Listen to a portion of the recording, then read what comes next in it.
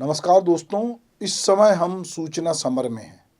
दरअसल पहले युद्ध तलवारों से लड़े जाते थे, फिर बंदूकें आईं, फिर टैंक और मिसाइलें आईं। लेकिन 21वीं सदी में युद्ध को एक नया हथियार मिल गया जिसका नाम है सूचना, या हम कहें इंटरनेट या सोशल मीडिया। आज किसी भी देश को अस्थिर करने के लिए हमेशा सीमा पर सैनिक भेजने की जरूरत नहीं पड़ती।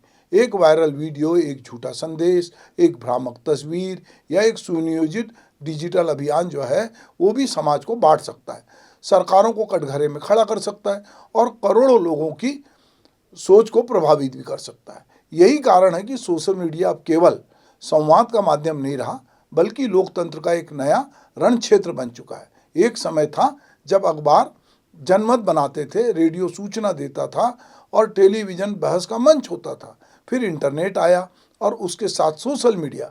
शुरुआत में लगा कि यह अभिव्यक्ति का सबसे बड़ा क्रांतिकारी माध्यम है। अब हर नागरिक के हाथ में अपना मंच होगा। वह बिना किसी संपादक, बिना किसी प्रसारण केंद्र और बिना किसी बड़ी पूंजी के अपनी बात पूरी दुनिया तक पहुंचा सकेगा। यह उम्मीद गलत भी नहीं थी। सोशल मीडिया ने लाखों लोगों को आवाज़ दी, सत्ता से सवाल पूछने का साहस दिया और सूचना को लोकतांत्रिक बनाया। लेकिन हर तकनीक की तरह इसका भी एक दूसरा चेहरा धीरे धीरे सामने आया। आज सोशल मीडिया केवल सूचना नहीं देता, सूचना की दिशा भी तय करता है। वह केवल खबर नहीं दिखाता, वह यह भी तय करता है कि कौन सी खबर लाखों लोगों तक पहुंचेगी और कौन सी भीड़ में खो जाएगी। क्योंकि इस सूचना तंत्र की भीड़ में, सोशल मीडिया की भीड़ में कब खबरें पीछे जाती है आपको पता ही नहीं चलता। सबसे पहले अखबार का संपादक पहले पन्ने का फैसला करता था, आज यह काम एल्गोरिज्म कर रहा है। हम यह समझते हैं कि अपनी पसंद की सामग्री देख रहे हैं, जबकि कई बार हमारी पसंद पहले ही तय की जा चुकी होती है। यह एल्गोरिज्म की असली ताकत है और यही लोकतंत्र की सबसे बड़ी चुनौती भी। दुनिया ने इसका असर कई बार देखा है। रूस यूक्रेन युद्ध हो या इजराइल हमाम संघर्ष, युद्ध केवल मोर्चे पर नहीं लड़ा जाया। वीडियो, तस्वीरें, दावे, प्रतिदावे और डिजिटल प्रचार भी युद्ध का हिस्सा बने। कई बार असली तस्वीरों से ज़्यादा नकली तस्वीरें वायरल हुई। कृत्रिम बुद्धिमत्ता ने, या जिसको हम एआई कहते हैं, इस खतरे को और बढ़ा दिया। डीप फेक वीडियो और बदली हुई आवाज़ें अब सच और झूठ के बीच की रेखा को धुंधला कर रही हैं। अब आंखें देखा भी अंतिम सच नहीं रहा, हर दृश्य की पुष्टि करनी पड़ती है। वरना कबीर कहते, सब कहते कागज की लेखी, मैं कहता आखन की देखी। भारत भी इस बदलाव से अछूता नहीं है। 2014 का चुनाव डिजिटल राजनीति का नया अध्याय लेकर आया। राजनीतिक दलों ने समझ लिया कि मोबाइल की स्क्रीन पर कब्जा करना भी चुनाव जीतने की रणनीति का हिस्सा है। 2019 के आते आते व्हाट्सएप गांव-गांव तक, चौपाल तक पहुंच गया और एक तरह की पंचायती उसने खड़ी की। लाखों समूह की सूचनाएं, अफवाहें, प्रचार प्रतिप्रचार के साथ ये दौड़ रहा है। 2024 तक एआई, जिसको कृत्रिम बुद्धिमत्ता कहते हैं, इस लड़ाई को उसने और जटिल बना दिया। अब केवल भाषण नहीं, नकली भाषण भी वोटों को प्रभावित करने लगे। चुनाव आयोग से लेके अदालतों तक सभी को इस नई चुनौती का सामना करना पड़ रहा है। हाल ही में प्रधानमंत्री नरेंद्र मोदी का फेसबुक से कुछ समय के लिए वीडियो हटना और उसके बाद मेटा की सफाई ने एक बार फिर इस बहस को और तेज कर दिया। यह बहस किसी एक वीडियो या किसी एक राजनीतिक दल की नहीं है।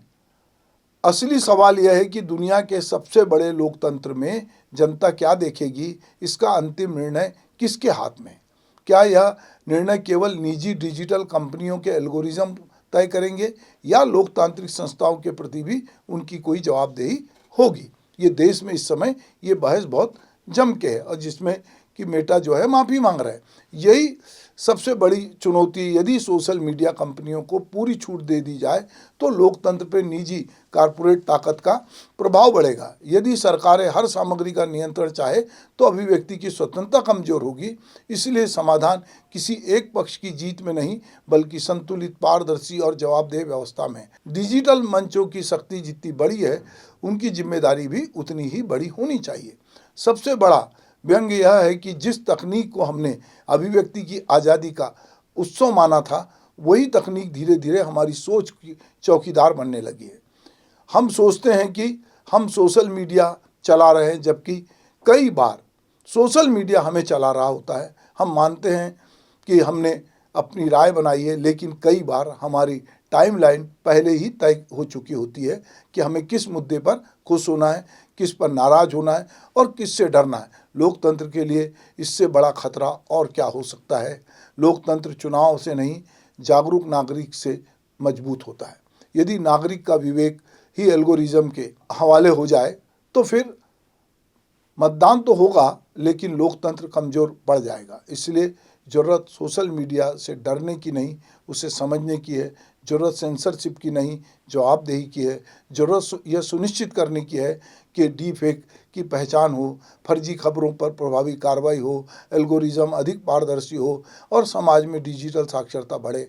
क्योंकि अंततः लोकतंत्र की रक्षा केवल संसद, अदालत या संविधान नहीं करते, जागरूक नागरिक भी करते हैं। आज सबसे बड़ा प्रश्न यही है कि फेसबुक किसके साथ है, एक्स किसके पे ट्रेंड कर रहा है या यूट्यूब किसे ज़्यादा दिखा रहा है। असली प्रश्न यह है कि लोकतंत्र का रिमोट आखिर किसके हाथ में है, जनता के या एल्गोरिज्म के।